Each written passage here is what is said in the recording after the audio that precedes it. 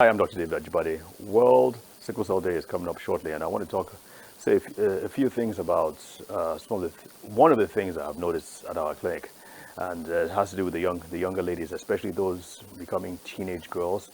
I remember at our clinic, while they were in the waiting room, this kid she was taking selfies and really admiring herself, and of course, that's what girls like to do at this age. And when she came into the consultation room.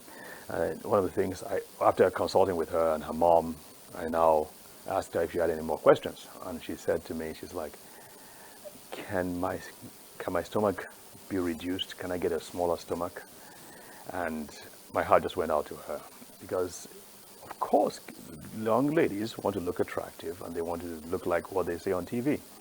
And she was much smaller, but she had a really protruding stomach. She was a really pretty girl too, but she had a protruding stomach. And a lot of that, and you probably notice a lot of kids with sickle cell disease who have larger stomachs, and a lot of that is due to the spleen. The spleen is an organ like just below here next to the liver, just below the rib cage, which what it does is that it captures the red blood cells, the deformed, damaged sickle red blood cells, and it traps them and it gets rid of them. So especially in sickle cell disease, you have a lot of those, and so it keeps on trying to trap and take those bad cells out of the system, and the more it traps them, of course, the larger it gets.